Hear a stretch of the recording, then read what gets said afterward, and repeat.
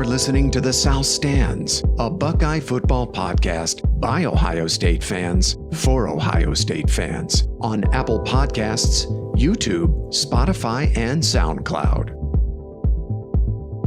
Welcome back to The South Stands, a Buckeye football podcast by Ohio State fans for Ohio State fans from the West Coast. I'm your host, Zach Moore. Today is Sunday, September 18th. And I'm here to recap number 3 Ohio State's 77-21 demolition of the Toledo Rockets last night in the Horseshoe. The Buckeye offense tallied its second highest single game yardage total in school history, amassing 763 yards of total offense against what I thought was a pretty good Toledo Rocket defense. C.J. Stroud was a surgeon again last night, completing 22 of 27 pass attempts for 367 yards, 5 touchdowns, no interceptions in only 3 quarters.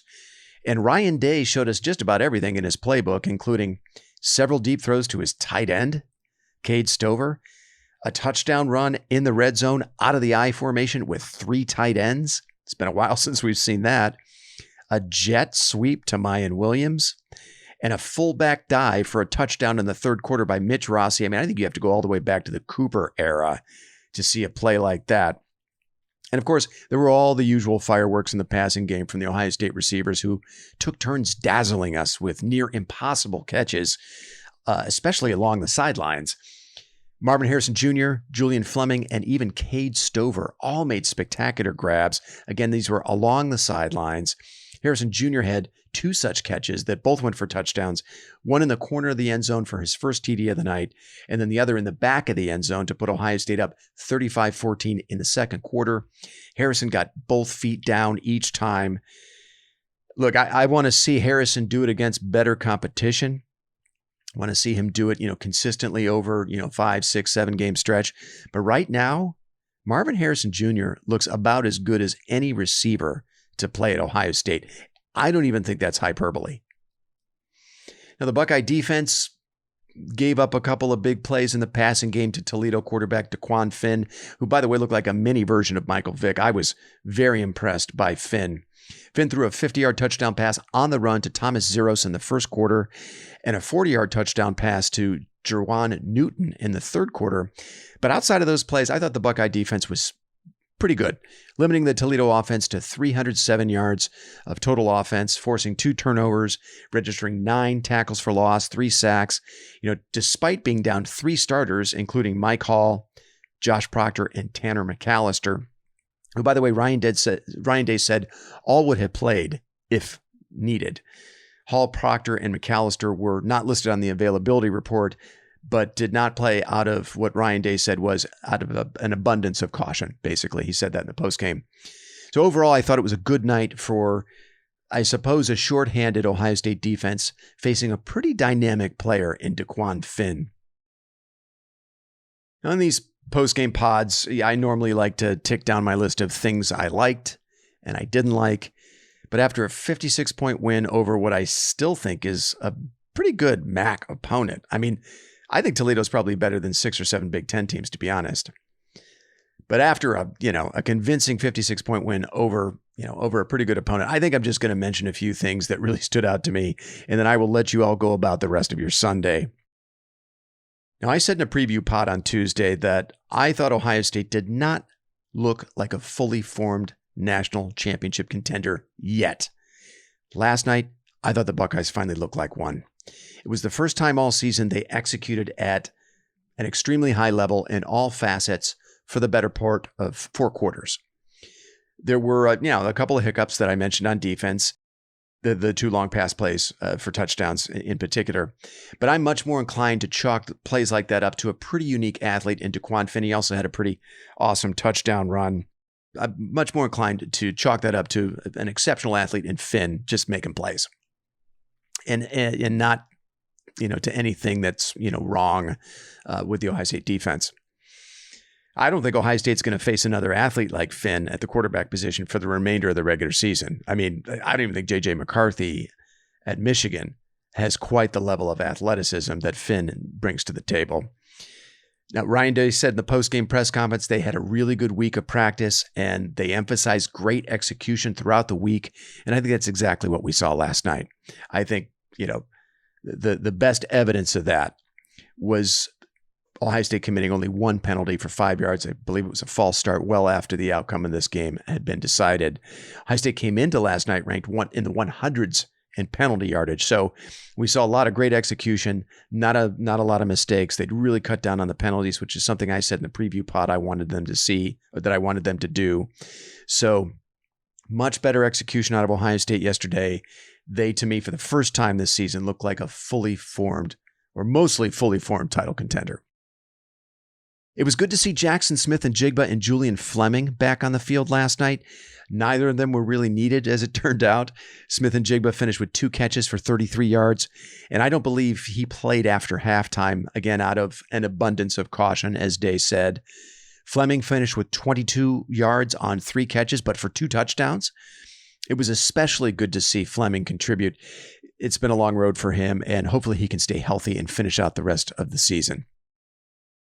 Maybe this is a rhetorical question, I don't know, but is Cade Stover turning into a good tight end?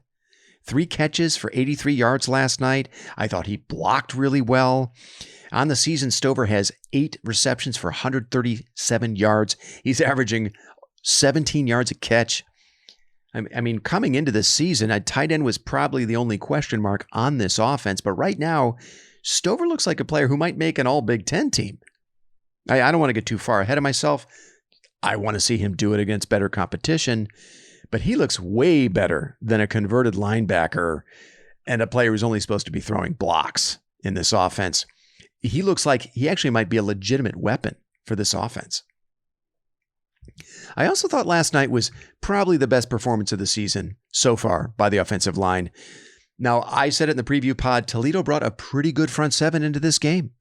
They have a pair of solid defensive tackles in Desjuan Johnson and Judge Culpepper, and a good edge rusher in Jamal Hines.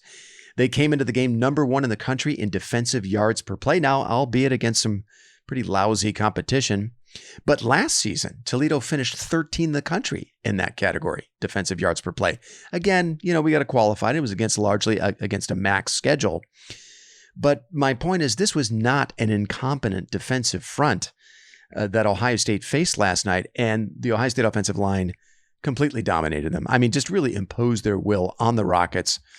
After the opening drive, when I thought Toledo actually really made Trevion Henderson earn his yards, I thought the offensive line opened up just massive holes for Mayan Williams and Dallin Hayden. It didn't seem like either back was touched until 3 or 4 yards past the line of scrimmage. And C.J. Stroud had all the time he needed to operate in the pocket all night long. So I thought it was a really, really good performance, both pass blocking and run blocking by the Ohio State offensive line. And I feel like they're just starting to scratch the surface as a unit. I think they're only going to get better. I was also happy to see an improved performance from several of the Ohio State reserves along the defensive line. I've been very critical of the second unit of the defensive line. They just have not seemed to have much of an impact on the game these first 2 weeks. But last night, Javonte Jean-Baptiste and Tyleik Williams were Ohio State's top graded defenders. According to PFF, Jean-Baptiste finished with a grade of 92.1. He had 4 quarterback pressures, 2 sacks, and 23 snaps. Tyleik Williams finished with a grade of 90.7 and 3 pressures. Same deal here. I want to see these guys do it against better competition, and I want to see them do it with more consistency starting next week against Wisconsin. But it was good to see several players from that second unit of the defensive line making more of an impact in this game.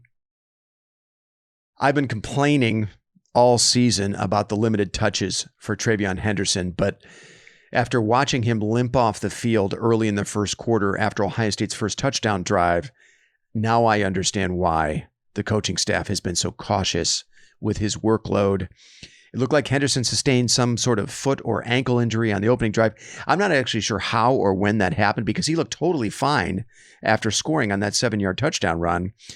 And I actually thought he looked great throughout that drive, giving the Buckeyes 19 really tough yards between the tackles on 4 carries, including, of course, the touchdown run. I don't know, maybe he hurt his foot or his ankle in the touchdown celebration because, again, he looked fine to me coming off the field. I'm starting to get a little concerned, though, about Henderson's durability long term. And I don't know that Ryan Day will ever be able to lean on him in the same way he was able to lean on J.K. Dobbins, or the same way that Urban Meyer was able to lean on Ezekiel Elliott and Carlos Hyde. I'm just not sure Henderson has the durability. Now, Mayan Williams is a good, second back, and I like what I saw out of Dallin Hayden, though Hayden is only a true freshman, and most of his production came against a tired Toledo defense at garbage time. But if Ohio State is going to win a championship this season, they're going to need big plays from Trevion Henderson. Managing his workload and keeping him fresh and available for Ohio State's biggest moments, it looks like it's going to be a challenge moving forward for Ryan Day and Tony Alford. I'm starting also to feel mildly concerned about the Ohio State cornerbacks. It was not a great night for the Ohio State corners last night. Denzel Burke's PFF grade for coverage was 65. Now, that wasn't horrible. And he did actually have a very nice pass breakup on 3rd down to force a Toledo punt last night, but he was out-muscled for a jump ball at the goal line by Jawan Newton for a 40-yard touchdown in the 3rd quarter. It's the second week in a row Burke has been beat for a long pass play. Cam Brown was also beaten badly for a 50-yard touchdown pass on Toledo's first possession. And Brown's PFF grade for coverage was a pretty dismal 48.9. Ohio State's 3rd corner, J.K. Johnson, he finished with a coverage grade of 55.3 in 29 snaps, according to PFF. I don't know if I would call the Ohio State corners the weak link of this defense. I don't know if that's totally accurate. But right now, I wouldn't say that position group is a strength either. So I guess the good news is I'm not sure Ohio State is going to face an offense before maybe Maryland that can exploit the inconsistent play of that group. Michigan State might be able to give them some problems, but certainly Michigan's receivers will. My point is there are bigger tests coming down the line for the Ohio State corners. I think Tim Walton has some work to do with that unit before the Buckeyes get into the meat of the Big Ten schedule. Right now, they're just not good enough at that position. So the 2022 non-conference schedule is now in the books, and next Saturday, the season begins in earnest for the Buckeyes with their Big Ten opener against Wisconsin in the Horseshoe. The early line on that game is Ohio State minus 18. The over-under is 56. The Badgers come into that matchup 2-1 with blowout wins over Illinois State and New Mexico State, but also a surprising home loss to Washington State in Madison last Saturday. I'm going to plan to have a much closer look at that game with Paige and Chad later this week. Until then, thanks so much for listening, and go Bucks. You've been listening to the South Stands, a Buckeye football podcast. You can follow us on Twitter, Instagram, and Facebook, and visit our website at southstandsosu.com.